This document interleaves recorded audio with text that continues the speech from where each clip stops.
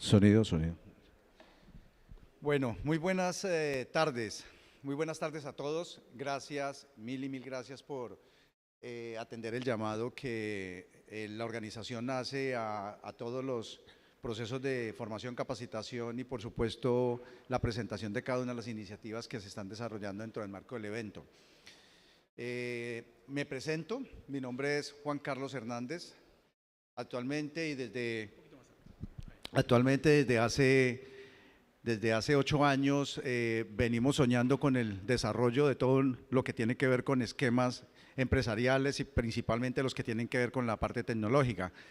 Desde hace 8 años también lidero la creación de una primera iniciativa empresarial en Colombia, a pesar de ser empresario hace 40 años, y hoy busco ni más ni menos que ser parte de toda esta formación de conocimiento y de toda esta nueva ola del desarrollo más integral de lo que significa una ISP del futuro, donde durante los últimos 25 años que he tenido la oportunidad de estar en esta industria de telecomunicaciones, pues particularmente somos unos convencidos y preocupados que hay que hacer un esfuerzo gigante para poder ser disruptivos en el desarrollo de las soluciones, el portafolio, la integración de productos, la atención a cada uno de los consumidores desde el punto de vista de la necesidad de todas las cosas que a nivel digital se requieren.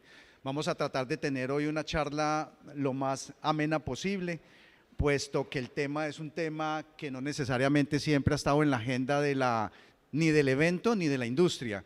Y eso hace que se ponga un poco más interesante, primero que todo, porque a pesar de tener un componente de tecnología gigante, pues también vamos a encontrar que se mezcla con toda una visión de negocios en el desarrollo de los ecosistemas digitales fintech, o sea, lo que tiene que ver con las finanzas digitales. Una industria que hoy por hoy está siendo emergente y que tiene un componente de crecimiento a nivel global gigante. Se espera más de 40 billones de dólares de facturación en este sector, que viene creciendo a más de doble dígito solamente en Latinoamérica en los últimos 15 años, principalmente en los últimos 5, mucho más agresivo que antes. Y lo que queda es mucho terreno por cubrir en el tema de inclusión financiera y finanzas personales. Entonces, reitero, mi nombre es Juan Carlos Hernández, presidente del Grupo IMS, un grupo empresarial que viene hoy haciendo patria y apoyando el desarrollo de toda la industria de telecomunicaciones, no solamente en Colombia, sino en Perú y Chile.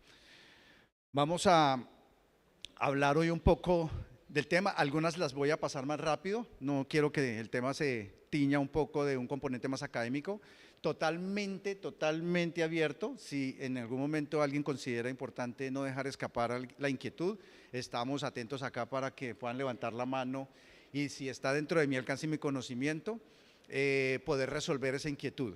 Pero lo que buscamos indudablemente es tratar de hacer hoy un paneo, una mirada a lo que tiene que ver con los ecosistemas fintech en el mundo, particularmente en la región, cómo cae eso a Colombia y cómo nosotros en el sector de las telecomunicaciones tenemos una oportunidad gigante en el desarrollo de este tipo de iniciativas a la hora de poder ver un consumidor y todo lo que sabemos del consumidor y que muchas veces no aprovechamos o desarrollamos a nivel de conocimiento individual de ese consumidor. Este es un marco general. El fintech hoy o el ecosistema fintech en el mundo tiene que ver con todo lo que a nivel digital se pueda desarrollar sobre un consumidor, llámese individual u hogar. O sea, nosotros hoy todos nos enfrentamos a atender las necesidades de los hogares y de los consumidores de conectividad. Prácticamente lo que tiene que ver con el acceso a Internet, la televisión, llámese en el streaming o en IP o en lineal o digital o analógica, pero ese consumidor hoy en día tiene un pico de consumos no solamente en esos 3 elementos, incluido el entretenimiento, sino que también es un consumidor que se está enfrentando a muchas otras ofertas de valor que tienen que ver con, por ejemplo, finanzas personales, por ejemplo, PropTech, que es todo lo que tiene que ver con el mercado digital de propiedad finca raíz, por ejemplo, RegTech, que tiene que ver con todo el tema de regulación y que también se consume desde el punto de vista individual, por ejemplo, Insurtech, que tiene que ver con todo el tema de ecosistemas relacionados con microseguros, y estoy hablando de microseguros a nivel de un mercado supremamente gigante. O sea, estamos hablando desde el desarrollo monumental de un microseguro para proteger una bicicleta, para proteger la billetera, para proteger un móvil, para hacer una cantidad de cosas. Todo esto traído a valor presente, lo que les quiero contar hoy es cómo esto termina desarrollando una unidad de banca o neobanca o banca moderna o salir de banca tradicional para entrar a una banca móvil donde una persona, un individuo, un cliente nuestro puede simplemente a través del ejercicio que pueda hacer una ISP acceder a los recursos y a los servicios adicionales que pueda prestar ese ISP, que le va a permitir generar más valor, le va a permitir incrementar sus ingresos, le va a permitir rentabilizar el negocio, le va a permitir fidelizar el cliente, le va a permitir un acercamiento más con el cliente y lógicamente productos como estos a nivel de lo que significa la solución, pues entran a discutir y a pelear de frente, por ejemplo, la erosión del ARPU, la erosión del EBITDA, la erosión del margen y todo lo que implica hoy la defensa grande que tenemos todos los ISPs desde el punto de vista de la protección del estado de resultados, o sea, cómo tenemos cada vez o menos ingresos o más costos o menos margen. Y todos los empresarios, indudablemente lo que buscamos es todo lo contrario, ¿no? Aumentar los ingresos, aumentar los márgenes y disminuir los costos. Pero vamos a ver cómo estos ecosistemas pueden tener ya hoy en día una oportunidad grande dentro del desarrollo de las fintech. Voy a pasar a unos elementos aquí rápido, que sé que para mí es importante llevar el contexto macroeconómico, o sea, entender de que aquí hay una oportunidad grande por el crecimiento que tiene este sector. Entonces, si vemos nomás entre el 2019 y el 2024, la tasa de crecimiento anual compuesto es de casi el 20%, o sea, el crecimiento del desarrollo de estas empresas en Latinoamérica ha sido gigante. Y la mayoría que lo hemos venido apropiando, entendiendo y desarrollando, pues lógicamente nos enfrentamos a una gran piscina de oportunidades que nos está llevando a unos temas interesantes en el manejo de los ingresos y por supuesto de la generación de valor a clientes. Estamos hablando también de un ecosistema que si vemos la distribución del mismo dentro de lo que tiene que ver con los diferentes productos y servicios que se prestan, hago un paréntesis, al final dentro del último slide va a haber un código QR. Ahí se pueden registrar apenas terminemos la presentación y con el mayor de los gustos a todos aquellos que se registren, les hacemos llegar la presentación completa, toda, ¿vale? ¿Para qué? Para que después de forma privada, individual, puedan poder revisar esas notas y volver a repasar esos conceptos y a nivel general esas estadísticas. Entonces, aquí hay dos temas supremamente claves que hoy terminan siendo un negocio supremamente gigante, no solamente a nivel global, sino también a nivel regional, y tiene que ver con el lending y con el payments. Los payments, que son los pagos digitales, que hoy en día lo lideran principalmente las pasarelas de pago, más de 1000 pasarelas de pago a nivel global, y por supuesto en Colombia, si vemos ahí, representan el 20%. El 20% representan ya una participación dentro de los ecosistemas digitales de las pasarelas de pago, pero no menos el 27% del lending. El lending es ni más ni menos que el crédito digital. Ese crédito digital como una herramienta de penetración de mercado para poder hacer que masivamente todos, absolutamente todos, los que no estamos o los que no están bancarizados lo puedan estar. La dificultad no es menor para Sobancar y para toda la banca tradicional de poder bancarizar a más del 40% del país, porque no están bancarizados. Al menos el 80% tienen un producto financiero como una cuenta de ahorros, pero solamente el 40% tienen acceso a crédito, que sería el segundo producto. Y eso es por todas las barreras que hay a nivel de la política pública, la política privada de la banca y pues lógicamente los requisitos. Todos hemos manejado a nivel conceptual, que normalmente en nuestro país y a nivel general quienes entendemos el crédito pues le prestan a los que no necesitan, o sea, toca primero demostrar que yo tengo la plata para que me presten la plata. Aquí hay que buscar mecanismos diferenciales y las ISPs son un buen vehículo para el desarrollo del crédito, teniendo en cuenta que de forma agregada podemos representar más de 4 millones de usuarios en el país.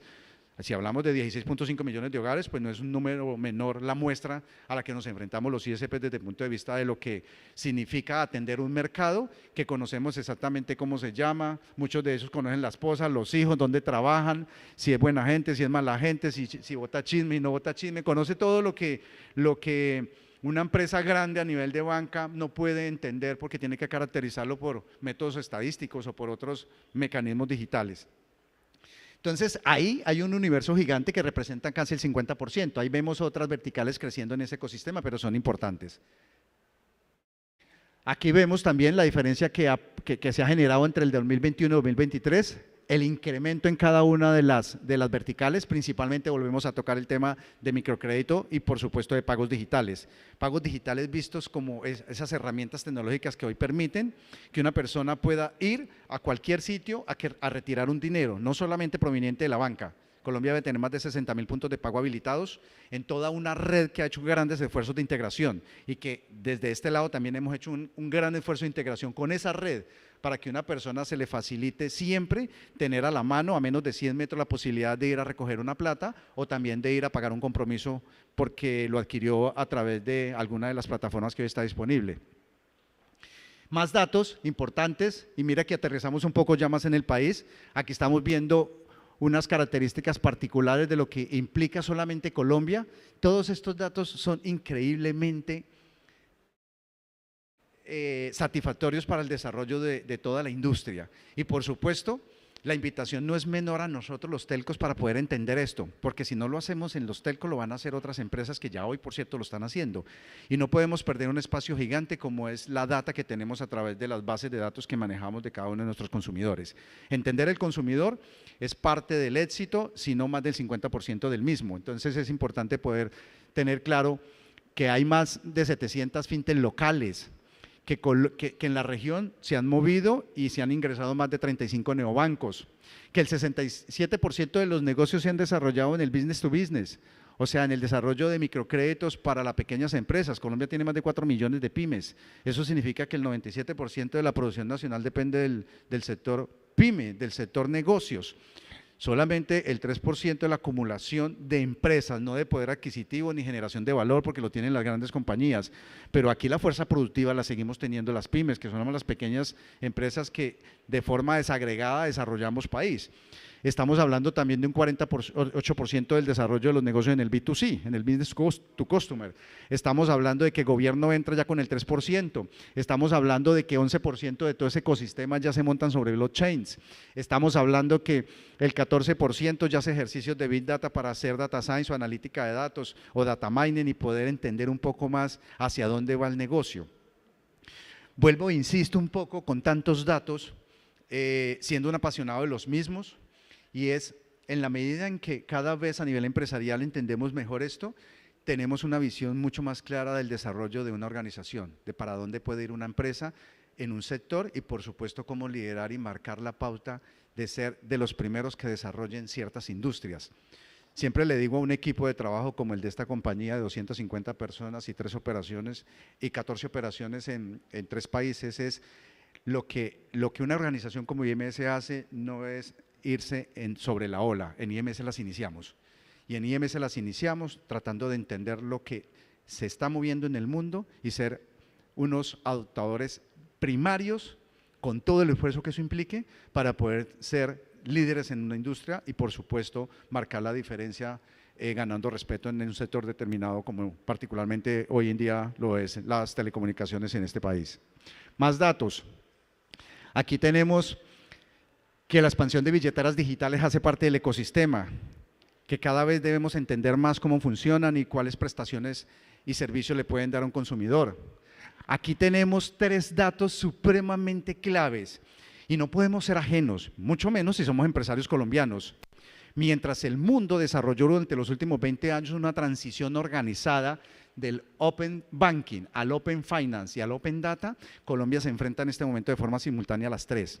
Y esto va a cambiar la historia de la forma en que vamos a hacer negocios, por lo menos en Colombia, en toda la región, pero particularmente siendo empresarios colombianos va a pasar acá.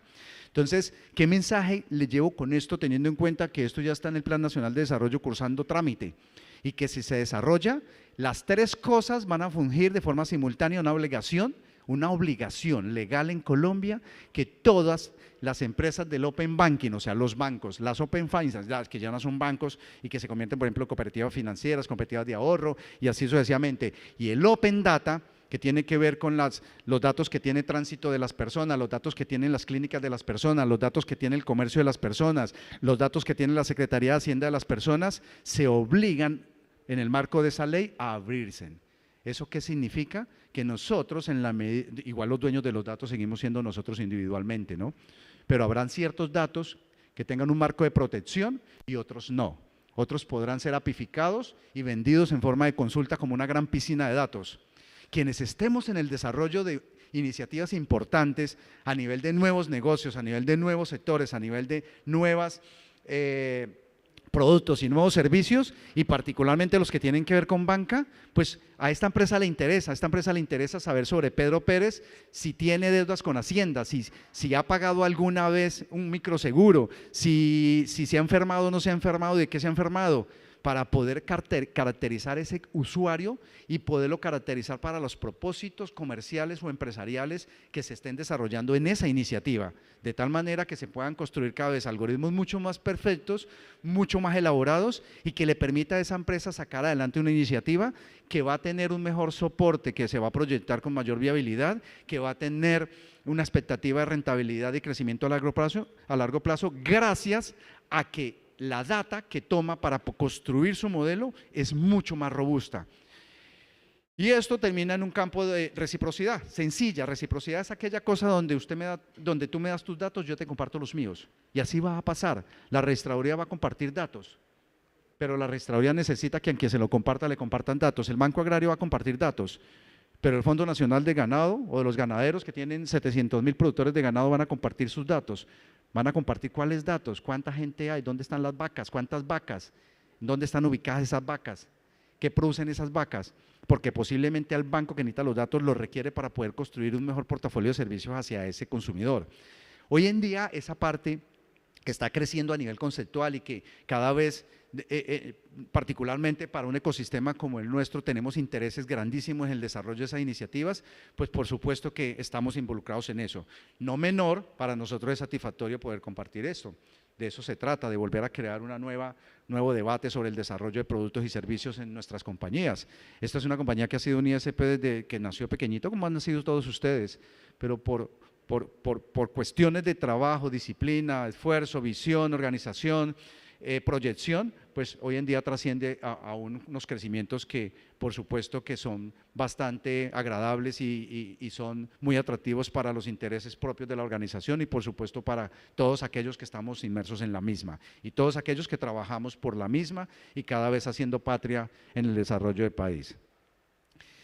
Importante así, en el marco de ese barrido, llegamos a la industria, después de hacer un paneo de qué es lo que estamos haciendo, y como me decía ayer un amigo, me decía, ¿usted cuándo es que tiene la charla, esa charlita loca que usted tiene allá? Yo le dije, no, pues la charla es mañana, pero vamos a contar un poco lo que a este profesional, este empresario se le ocurre y en dónde está involucrada hoy más de 100 personas dentro de una organización trabajando tanto en desarrollo de software como en algoritmos, como en caracterización, como en todo lo que implica hacer un buen producto y lógicamente que ese producto más adelante se pueda compartir y se pueda socializar.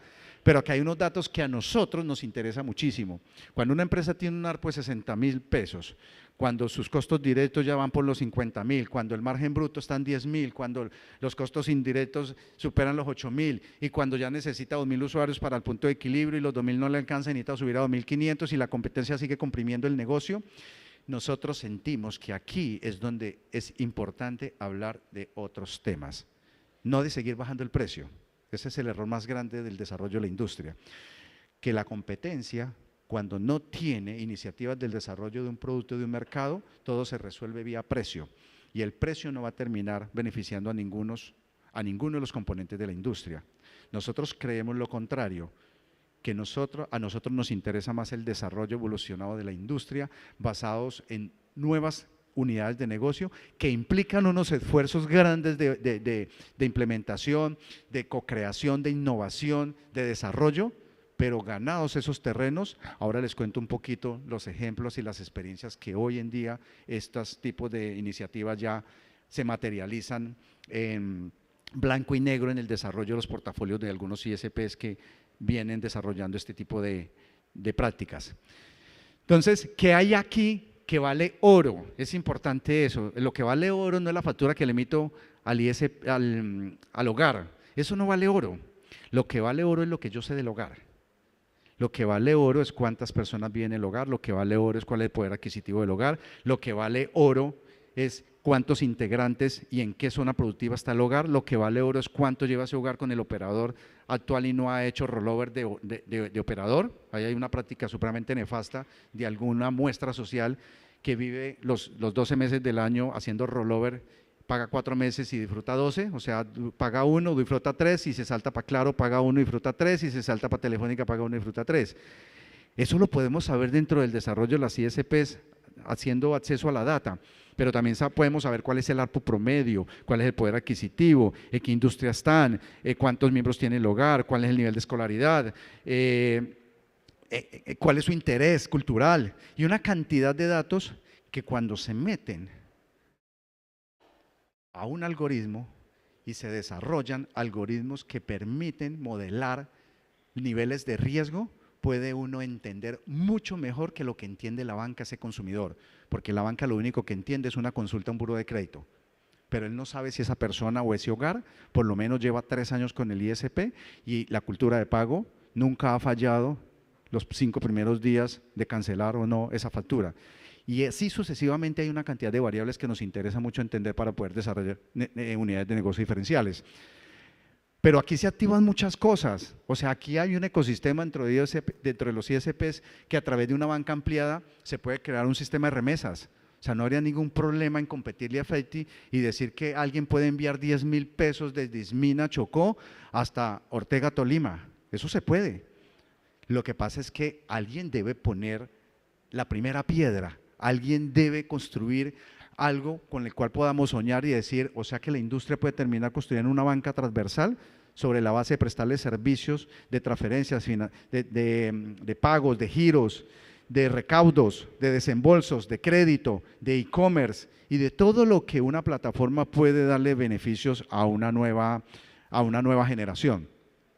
Estamos hablando de los servicios de seguros, de análisis de datos financieros para compartir los datos cuando el Open Data quede totalmente regulado a través de un mecanismo de ley, de la gestión de inversiones y patrimonio. Esto es un tema que hoy en día es de los más demandados en el planeta. Las personas que tienen 3 pesos no sabemos cómo administrarlos, cómo hacer una gestión eficiente de los recursos personales y de las finanzas personales. Y aquí nace iniciativas como estas a través del desarrollo de estos ecosistemas. Estamos hablando de la fortaleza de las bases de datos, estamos hablando del aprovechamiento del 5G, el IoT, la inteligencia artificial, porque cada vez que mi consumidor está más cerca de mi empresa o mi empresa está más cerca de mi consumidor, pues indudablemente ahí vienen unos temas que son supremamente importantes y generan réditos suficientes. Entonces, esta industria tiene todo. Se dice que esta industria y se ve que esta industria desde el punto de vista del fintech aplicada a las telcos está siendo ya desarrollada en otras regiones del mundo y lógicamente han tenido unos resultados supremamente positivos dentro del marco de la banca privada. De la banca privada, aquella que coge de forma integral el consumidor y prácticamente se lo quita al sistema financiero y lo toma como propio. O sea, esa persona termina, o ese hogar termina siendo sujeto de todos los servicios financieros que pueda prestar el ISP y que lógicamente la banca no le puede prestar por la forma en que conoce el cliente y lo cercano que lo tiene. Llegamos al plato fuerte. Y el plato fuerte no es ni más ni menos que lo que se ha desarrollado dentro de la organización, es todo un algoritmo que permite, voy a mirar una cosa acá, qué pena, yo ahorita me regreso, no se preocupen. Aquí, voy a pasar acá porque me parece importante mostrarles esta arquitectura. La arquitectura a la que responde un core de crédito digital no es ni más ni menos que la versión moderna de un banco analógico.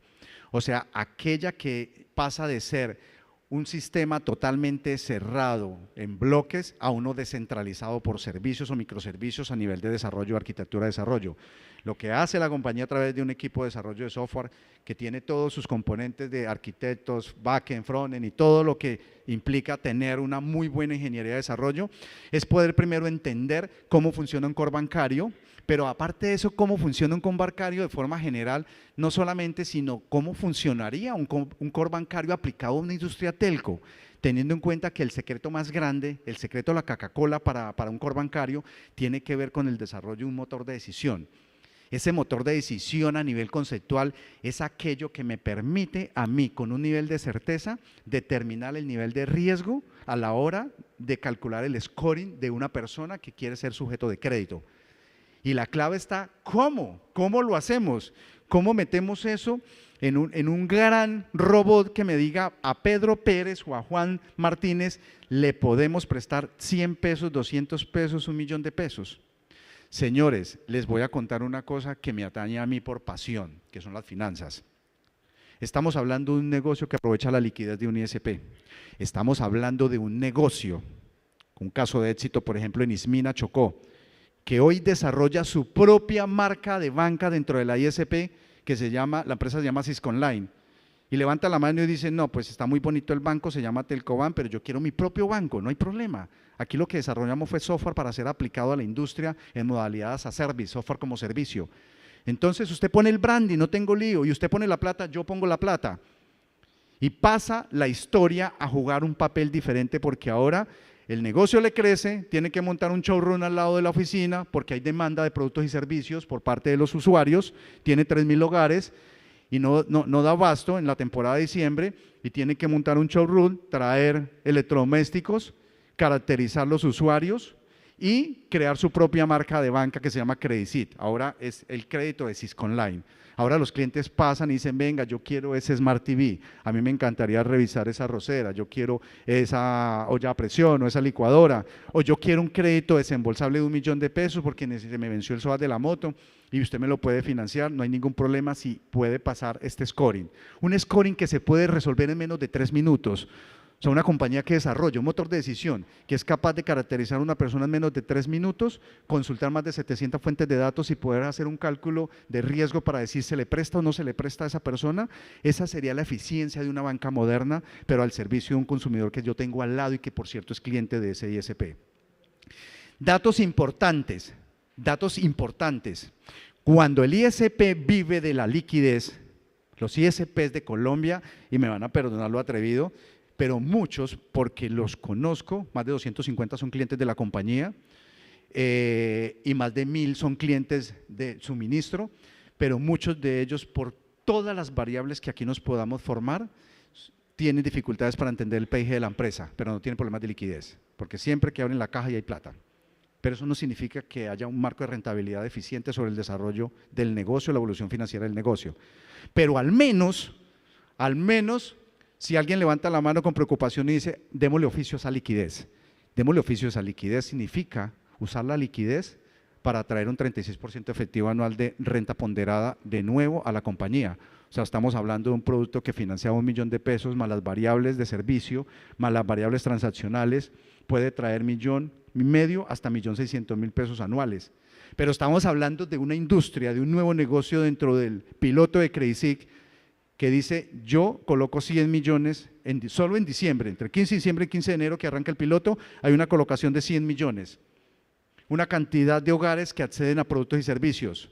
Un incremento del ARPU como variable del motor de decisión que se decide por parte del equipo constructor o del equipo líder del algoritmo y dice, yo quiero que el ARPU sea una variable importante a la hora de tomar la decisión para prestarle o no.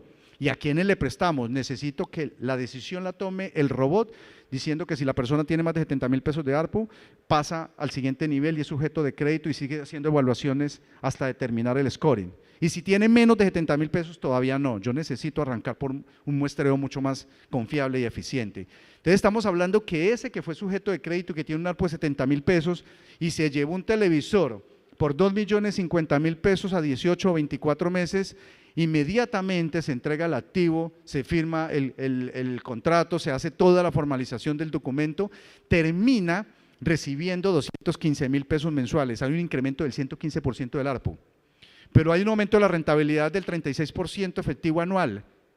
Pero aparte de eso, hay una empresa que en Colombia se arriesga a ser la primera en prestar servicios financieros.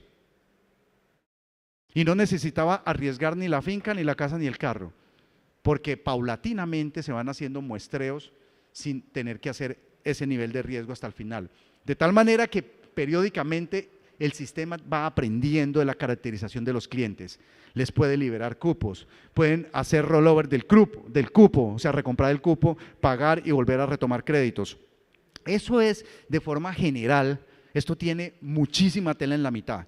pero hago lo posible por contarles un poco el marco general, las variables que son importantes en el desarrollo de una banca, invitarlos a no tener temor, que si no hay, posiblemente, que no lo haya, y digan, pues yo no soy un experto financiero, Juan Carlos, pero me encantaría poder entender un poco ese mundo. Pues este ingeniero electrónico que lleva 30 años trabajando en el mercado de valores y en el mundo financiero, en el tema de evaluación de inversiones, en valoración de empresas, está con toda la disposición de poder acompañar cualquier iniciativa de este nivel que diga, a mí me interesa entenderlo, cómo funciona, explíqueme cómo es ese tema de la TIR, cómo es el tema del EBITDA, cómo es el tema del payback, cuánto vale el equipo, cómo calculo el margen, cómo lo vendo, cómo le calculo un margen directo, cómo le calculo un margen de financiación, cómo hago algo que me permita a mí también ser un empresario mejor que ayer, mañana mejor que hoy y por supuesto que las empresas evolucionen en el desarrollo de sus negocios. ¿Qué más elementos tiene un core bancario? Pues lógicamente tiene sus etapas de configuración, tiene toda su etapa de fabricación. Esa etapa de fabricación estamos hablando de un software que permite ser parametrizado por cualquiera, ¿con qué? Con la iniciativa que tenga clara en su mente desde el punto de vista del desarrollo del negocio. O sea, ahí el software permite decir si usted quiere prestar hasta 1 millón, si quiere prestar a tasas de interés más altas, más bajas, si quiere por cotas semanales, si quiere por cotas mensuales, si quiere por cotas trimestrales. Todo ese marco de parametrización se puede desarrollar en la fabricación del crédito. Pero también está todo el tema de originación, donde yo ya le doy la entrada a un usuario para poder registrarlo y buscar todo su marco general de identificación del riesgo, de saber si está vivo y saber a qué fuente de consulta me conecto, si me conecto a la registraduría, si me conecto a un algoritmo de validación de 2D o 3D para el tema de entidad y el tema de fraude. Entonces, toda esta tecnología se ha desarrollado al servicio de este ecosistema. De decir, se activa validación 3D y usted lógicamente se enfrenta a la cámara de su teléfono, tiene un marco de movimiento, el algoritmo tiene que identificar que usted es usted. Y empezamos a hacer descartes en el tema de antifraude, por ejemplo, para poder ir entendiendo y haciendo que un ecosistema aprenda más y cada vez se desarrolle mejor y tenga más datas de todo nuestro perfil de clientes que por supuesto como nicho y teniendo en cuenta el escenario en el que nos encontramos y en la vocación de industria a la que nos dedicamos, pues nos interesa mucho es aprender de todo lo que hacen 4 millones de hogares, principalmente en Colombia. Es una banca transfronteriza, o sea, estamos hablando de una plataforma que en menos de 48 horas puede iniciar operaciones en Lima, puede iniciar operaciones en Panamá, puede iniciar operaciones en Santiago de Chile, porque es agnóstica, no tiene problema. La única dificultad que entendería, pero que hará parte de un buen ejercicio de desarrollo de banca, pues conocer un poco las reglamentaciones y legislaciones para desarrollar banca en esos países. Y de antemano resuelve una inquietud que puede ser generada en el espacio, y es, en Colombia se puede hacer banca, y no necesitamos ser supervigilados ni por la CIN ni por la superfinanciera, siempre y cuando el desarrollo individual de cada una de las bancas sea de Telcoban, una marca de la organización, o sea de marca propia porque los recursos quieran ser originados directamente desde el socio principal de la organización de cada uno de ustedes, es que mientras los recursos provengan de inversión propia, iniciativa propia, aquí no estamos obligados en Colombia a ningún tipo de vigilancia que estaría totalmente diferente o diferencial. Si en este momento les dijera, en el momento en que ustedes levanten la mano y entran en procesos de captación, sean tarjetavientes o cuentavientes, y le creen una cuenta de ahorros y capten recursos y prometan tasas, eso cambia la historia total de la banca. Pero no necesitamos entrar en ese terreno cuando se trata de poner un ticket de 100 millones de pesos y hacer una prueba de banca y ver cómo evoluciona el negocio tanto en márgenes, como en ARPU, como en fidelización, como en conocimiento. ¿De acuerdo? ¿Alguna inquietud hasta aquí?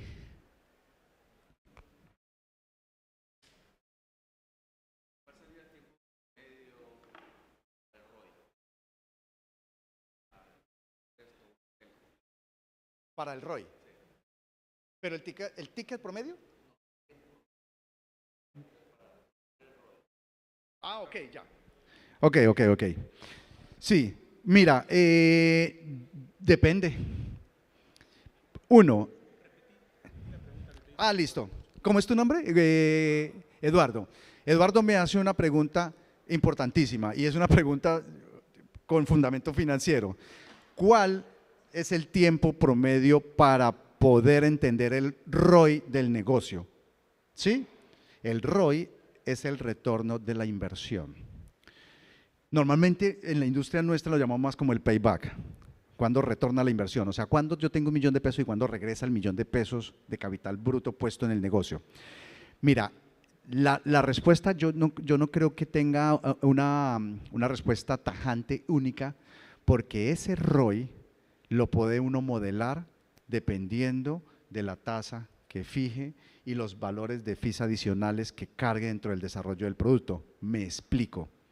Si ustedes me dicen, Juan Carlos, hay que traer 1.000.000 de pesos que coloqué hoy 1 de enero en un producto que compré para financiarlo al 30% efectivo anual a 12 meses, pues cuando yo haga la tabla de amortización en el flujo de caja, yo determinaría en el flujo de caja acumulado en qué momento, vía intereses, cuando la cuota se divide en interés y capital, pues vería en qué mes, calculado a esa tasa, yo tengo el retorno del 1.000.000 de pesos de capital.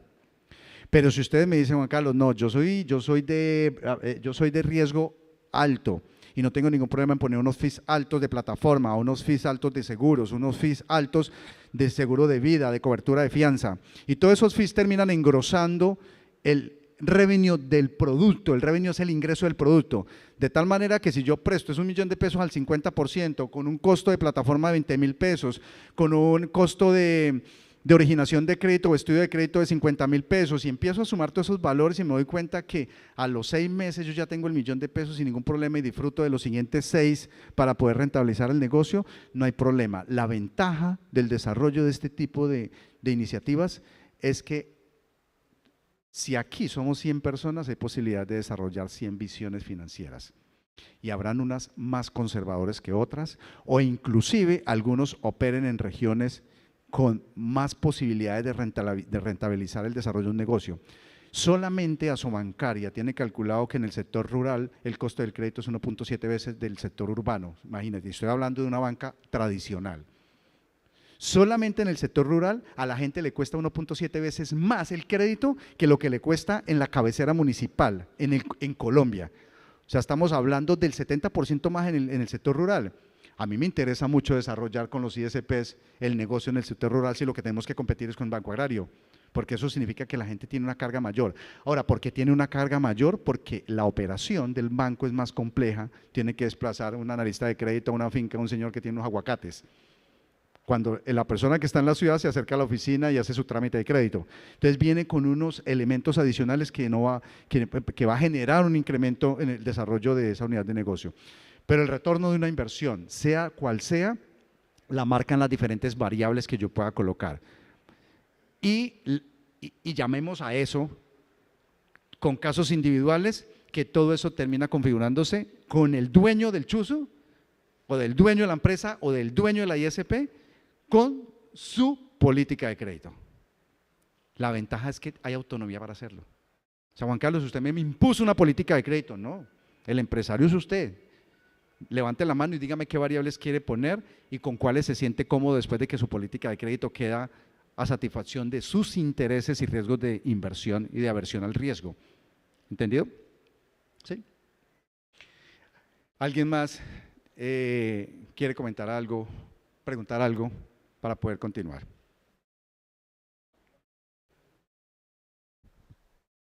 Una pregunta. El tema donde la ignorancia de la bancarización de la persona, ¿dónde queda? Porque el problema de todo el país es que la mayoría no está bancarizada y eso es parte de la ignorancia del tema. De acuerdo. Nos pregunta Rafa. Rafa dice que cómo combatir y cómo trabajar el desconocimiento que hay en todo el sector no bancarizado. Mira, precisamente esa es la pregunta del millón de la semana pasada, jueves y viernes, de Asobancaria, aquí en el evento CAN que hubo, y tuve la oportunidad de participar, donde estaba toda la banca, y tienen la misma pregunta. O sea, dijera uno, no, Rafa tiene la pregunta que tiene la banca. Si es un reto para la banca, donde son más de 37 bancos colombianos, y se dificulta que la gente pueda acceder a recursos financieros, yo tengo la mía, la personal, una respuesta a eso, que menos mal que no está la banca. La respuesta mía es que la banca, particularmente la nuestra, aquí ha clavado a todo el mundo durante toda la vida. Y eso hace que todavía podamos hacer consultas a la mamá, a nuestros papás, a nuestros abuelos, y la plata la guardan debajo del colchón porque en los bancos se la roban. Hoy en día usted pone 1 millón de pesos y vía tarifas de banco, por retirar, por administración de tarjeta, por seguros y por todo, de pronto a los 6 meses ya no hay nada del millón. Yo no sé si ha pasado, pero particularmente cuando los bancos se cargan de fees y han clavado 10 veces a esta sociedad y le dan, es porque los bancos utilizan tasas frente a la SIC del 27% efectivo anual, tasas internas del 80%. Porque ahí hay muchísimas variables que cobran y cobran por todo, y cuando uno agrega todos esos fees y los termina calculando sobre el valor que tiene cada uno de nuestros ahorradores y por supuesto también de aquellos que son sujetos de crédito, terminan siendo sujetos de unos costos altos. Entonces, es bueno que haya, es bueno particularmente para los ISPs que no están en Bogotá, Cali, Medellín, Barranquilla. Los ISPs de acá están en Puerto Leguízamo, están en Puerto Asís, están en Orito, están en Chaparral. Es poder entender lo que desea ese consumidor y poder facilitarle con las condiciones de seguridad que es el ISP que tiene al frente, de poder sentarse con él y decirle, venga, ¿cómo puedo pedir un crédito? Yo necesito un crédito para comprar una lavadora y me encantaría que fuese usted el que me lo financie como ISP y modéleme el crédito. Si yo no sé manejar la aplicación, pues aquí hemos pasado por pruebas de decir, ponemos una chica que está capacitada y le explica cómo se vincula a la plataforma, que por cierto, para efectos prácticos de todos, y si lo desean, en ese código QR que está ahí, pueden ingresar a Telcoban y se pueden registrar y lo pueden hacer mientras aquí estamos contándoles un poco sobre el desarrollo de la plataforma, pero esto ya lo pueden experimentar, o sea, ya pueden entrar, ver el flujo de registro, esperamos comentarios de todo tipo, de eso se trata. Volvemos a insistir, un grupo como IMS le encanta proponer y le encanta construir a nivel gremial. ¿Por qué? Porque lo que estamos buscando es desarrollar un ecosistema mucho más grande, robusto y que lógicamente preste servicios diferenciales, que dejemos el lenguaje y las conversaciones de que quién tiene el internet más barato, quién provee el internet más barato. Esas conversaciones no existen en esta organización. Las conversaciones con los equipos de innovación es quién tiene la idea que va a romper el mercado. Y en ese momento la discusión cambia, en ese momento la visión cambia, en ese momento las compañías cambian y se desarrollan. Y pueden pasar de una ISP como fue IMS, que nos acercábamos al ministerio, hicimos lo que hicieron todos, nos convertimos en PRST, vende $20.000 el primer año y el año pasado vende $20 millones o 10 millones, 12 millones de dólares. Eso es convertir una compañía con una visión diferencial de hacerla crecer hacia unos horizontes mucho más amplios y lógicamente demostrar algunas cosas que se pueden hacer vía trabajo en equipo y vía producción. La administración, por supuesto, la plataforma tiene todas las bondades para poder administrar el crédito, ver las tablas de amortización, que el cliente pueda ver cuál es la cuota que le hace falta, cuándo la puede pagar, acercarse a pagarla vía PCE, no le interesa PCE, puede ir hasta la oficina a hacer el pago a través de un código que la misma plataforma le entrega, y todas las cosas que hoy en día una plataforma mínima para el desarrollo de un crédito puede hacer. El onboarding. El onboarding, ya la persona se acerca a la plataforma y simula su crédito. ¿Cuántas veces lo puede simular autosimulado? Lo puede hacer las veces que quiera. ¿En qué horario lo puede hacer? Lo puede hacer las 7x24, de domingo a domingo. La plataforma no duerme, no tiene festivos, no tiene fin de semana, no tiene jueves y viernes santo. Estas plataformas están en la nube, están disponibles.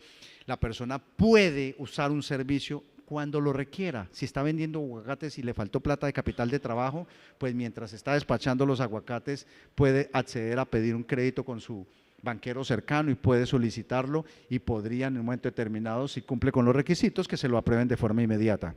¿Se desmaterializa de forma inmediata? Sí, también. O sea, que diga uno, ¿y qué es una banca fácil para el usuario? Que me aprobó el crédito, me toca ir a la oficina a firmar los contratos. No, se pueden firmar ahí, en línea. En los mismos 3.6 o antes de 5 minutos queda firmado el contrato, firmada la carta de instrucciones, firmado el pagaré, firmado el tratamiento de datos personales. Y a través de la tecnología, como es la firma electrónica o la firma digital, poder dejar totalmente formalizado ese contrato de crédito entre la empresa de banca y el consumidor. Y lo puede recibir a nivel de desembolso de forma inmediata también, porque eso tiene integrado una pasarela de pagos que inmediatamente surta todo el proceso, y si es desembolsable, le puede hacer llegar el dinero a su cuenta, o si es no desembolsable y el cupo lo pidió para comprar un producto que lo tiene disponible el ISP, como los que le acabamos de contar, pues lógicamente lo puede hacer.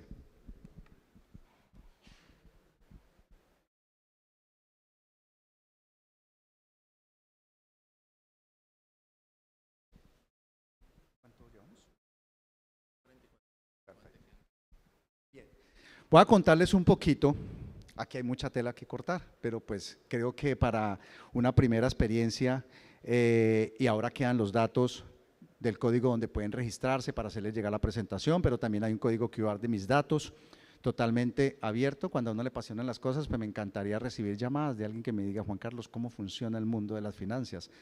Y hasta donde uno entiende, poder participar activamente de la formación y el fortalecimiento del conocimiento de cada uno de ustedes hasta construir un mejor ecosistema. Pero voy a llegar hasta acá. Como la información está disponible, voy a contarles un poco sobre casos que hoy en día trabajamos para hacer ese trabajo duro en campo de coger un ISP y decir: yo no tengo ni idea de ese tema de la banca, pero me gusta el negocio. Eso es un buen arranque. Le gusta el negocio, le interesaría hacerlo y tiene un número de clientes importantes que tiene supremamente mapeados e identificados. Por supuesto, el caso de Telcoban como marca propia, o sea, el banco de la organización, que también tiene todas las condiciones y disponibilidad para poder desarrollar el crédito a usuarios finales, en una compañía que hoy tiene más de 12.000 usuarios, como es el grupo, a nivel de FTTH, y ahí tenemos casos para poder trabajar en ese sentido. Pero también hablamos de un ISP, como les contaba, de Credicid, que se lanza el mismo, o sea, dice: no hay ningún problema, yo mismo configuro el televisor si el producto no es desembolsable, yo mismo entro y configuro la arrocera y decido si la voy a financiar a un mes, a 15 días, con cuotas semanales, con cuotas mensuales, yo decido la tasa, yo decido los costos de la generación del crédito, yo decido el estudio del crédito, yo decido todo. De eso se trata, que puedan ellos mismos definir. Esto es Ismina Chocó. Primero que todo, no es Soacha, Cundinamarca, es Ismina Chocó. ¿Sí? Estamos hablando de un municipio a una hora lejitos de Quibdó, donde hay aproximadamente 30.000 habitantes, donde allá no hay oferta ni financiera ni de crédito. O sea, este ISP es de los que sufre cuando me dice: Juan Carlos, fui a poner 500.000 pesos y el cupo del PAC o del corresponsal bancario era de 1 millón. No, pues el primero que llegó a ponerlo, a sacarla, dejó eso limpio, y todos los demás les toca mirar o esperar hasta que se libere el cupo. Ahora él está desarrollando crédito no desembolsable, pero ya está evolucionando a crédito desembolsable. O sea, ya la gente dice: no, yo lo que necesito es que me preste una plata. Claro, corre el algoritmo en Credicid y podemos evaluar internamente en una lista de crédito si usted está dentro de las condiciones. Cuando se construyó el algoritmo nuestro tiene 3 bloques de variables, 3. El algoritmo de los bancos como Nu pueden tener otras, pero entendiendo que nuestra filosofía es desarrollar un banco orientado al sector telecomunicaciones, pues nacen nuevas variables que posiblemente no tenga Nu, que no tenga Dale, que no tenga Nequi, y tienen que ver con variables sectoriales. O sea, esas variables sectoriales se extraen, se puede uno apificar con un MicroWiz, con un WIFHub, con un Wispro, y en la medida que se desarrollen las relaciones comerciales y las alianzas, significa de que de forma automática, cuando una persona digita la cédula, automáticamente puede ir a consultar quién es, cuánto lleva vinculado, cuánto paga, si paga cumplido, cuál es el ARPU que paga, y traer esos datos como bloque número 1, calificarlos y darle un peso de decisión al algoritmo para saber cuál es el riesgo que yo le puedo dar a ese consumidor referente a lo que está pidiendo. Pero puedo también tener un segundo bloque de variables internas. Yo le puedo pedir una certificación laboral, le puedo pedir que ingrese en la plataforma los ingresos, cuáles son los egresos, hacer unos cálculos internos de capacidad de endeudamiento. Si la persona se gana 1.000.000 de pesos y al final de mes le toca pagar 600, pues su capacidad de endeudamiento solamente es el 40%, que son los 400.000 pesitos que le quedan de colchón para poder tomar deuda. Segundo grupo de variables, recuerden, pensamos como banqueros. Y podemos mezclarlo con un tercer grupo de variables que tienen que ver con variables más disponibles en el mundo financiero. Y es, dependiendo cómo me vaya con las primeras, pues yo reviso si me puedo conectar a un buró de crédito como TransUnion, o a un buró de crédito como DataCrédito, o a una consulta como registraduría, porque a mí se me hace que ese paciente no es ese paciente y lo que yo estoy enfrentado es a todo el desarrollo de fraude a la hora de hacer un registro. Pero si efectivamente conozco a mi cliente como lo conocemos en los ISPs, que lo conocemos por el nombre, pasando el parque, pues tenemos una oportunidad grande de, después de tener todas las variables, decir en la política de crédito que ese hogar que acaba de aplicar un crédito sacó los 700 puntos y la política de crédito del banquero, del pequeño banquero, tomó la decisión que lo puso por escrito y dijo: todo aquel que saque más de 700 puntos después de correr un scoring, yo le voy a dar el voto de confianza para desarrollarle crédito. Y los montos los define la política de crédito. Y hacer el primer crédito, el segundo, el tercero, el cuarto, o el 1.000.000, o los 10 millones, o los 50 millones de dólares. Así se crean los Rappi, así se crean los Nu. Si alguien ha visto la historia de David Vélez, que tiene hoy 12.500 millones de dólares de patrimonio, no, cuando él cuenta la historia, se demoró muchísimo para entregar la primera tarjeta, y todas las que entregó al principio esa vaina no funcionó. Fueron a pagar 5 personas del grupo principal del desarrollo de la iniciativa y solo a uno le funcionó la tarjeta. Hicieron la primera entrega y probaron y se equivocaron y siguieron. Eso es lo que lo trajo hoy a más de 100 millones de suscriptores entre Brasil, Colombia y México. Entonces aquí hay también una oportunidad gigante para el desarrollo de esta iniciativa. ¿Con quién? Lógicamente, a nuestro juicio, pues yo no me voy a pelear con el Grupo Sarmiento Angulo, o sea, no somos tan atrevidos tampoco como para enfrentar a los 4 bancos más importantes del país y al banquero más grande de Colombia, pero sí podemos ser ágiles para entender esto de otra manera, como es la digitalización, el entendimiento del mercado, los modelos de rentabilización, el desarrollo de las arquitecturas, el modelo de negocio, la formación en los principios básicos de un banquero, entendiendo qué significa poner 1.000.000 de pesos y cuánto quiero que traiga, con qué riesgos, en cuánto tiempo, la rotación del dinero y por supuesto el plus más grande, una oferta de valor puesta a un ISP que al menos levante la mano el primer ISP. Yo le iba a pedir a Lucho, que es el gerente de esa empresa, que hubiera venido para que lo hubieran saludado por lo menos, y entender que ahora dice, después de su primera experiencia, tuvo una empresa con 100 millones de ingresos que subió a 108, a 110, a 112. Curiosamente yo le dije, ¿y el crecimiento de los ingresos es vía más usuarios? Me dijo, no, ya 10 millones, que es el 10% de los ingresos, vienen de banca, que vienen con carga de rentabilidad, que viene de clientes que conoce mejor, que pueden pasar a recibir el televisor y no van al almacén del lado a comprarlo vía crédito, ni van al banco a pedir la plata. Y de eso se trata, ese es el mensaje final. ¿Cuánto tengo, Filipa? Penita, ¿sí? Bueno, súper.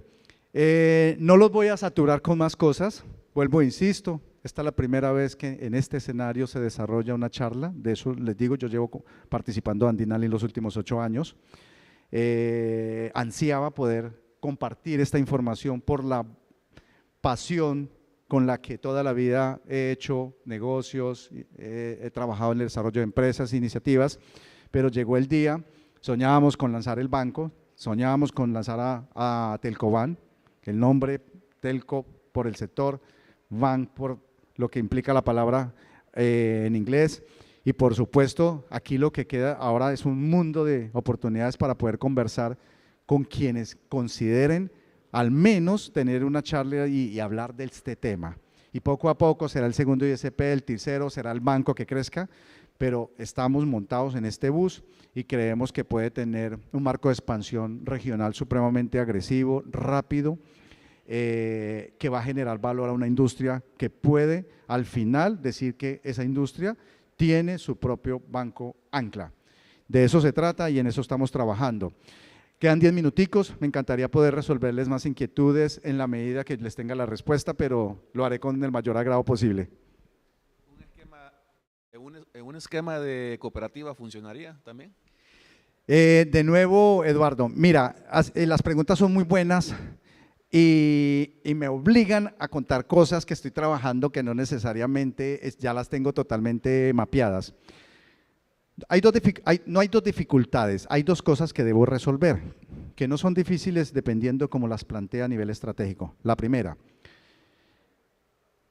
he pensado en mis noches de desvelo de decir qué pasaría si tokenizamos este banco, hacemos una emisión de 5 millones de tokens y todos aquellos que estamos interesados en desarrollar una banca, poder poner esos tokens en una blockchain y comprar las acciones o los smart contracts de ese banco.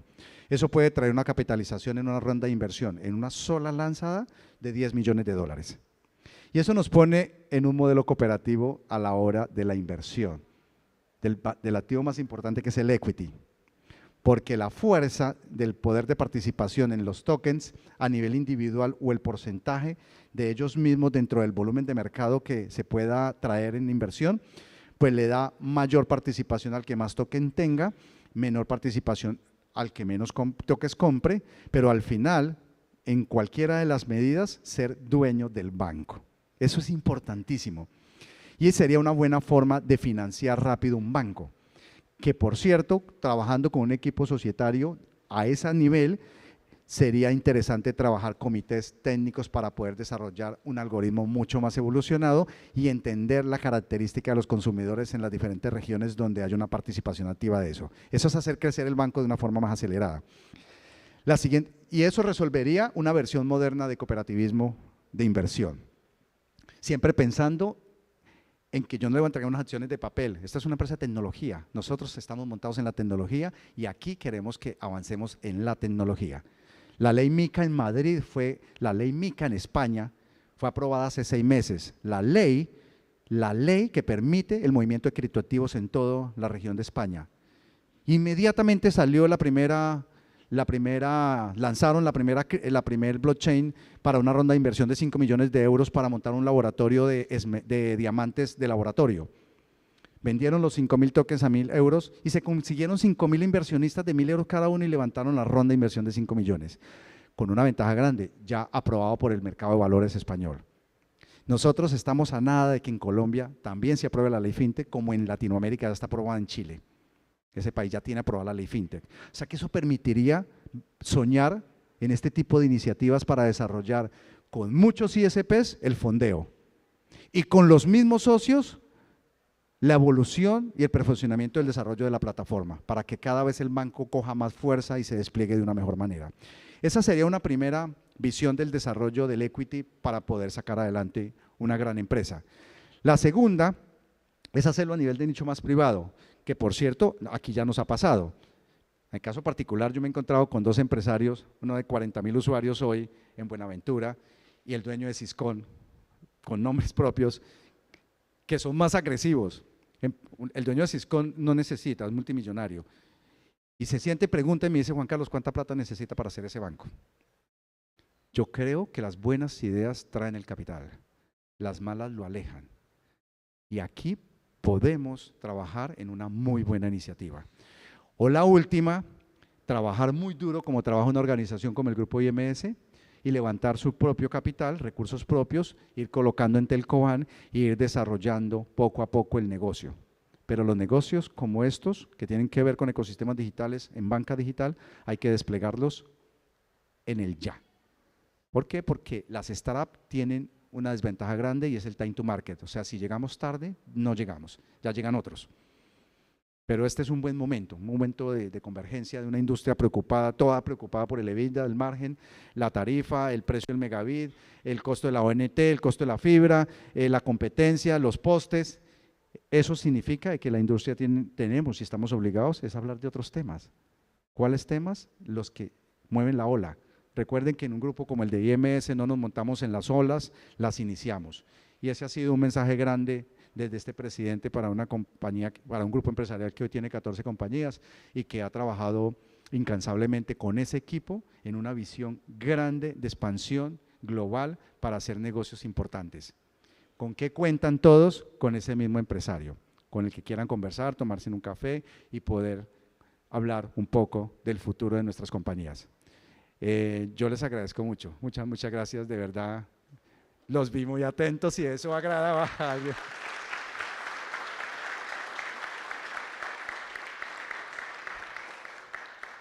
Seguiremos trabajando en ello y será la siguiente conferencia más evolucionada, más hasta hacer llover, ¿de acuerdo?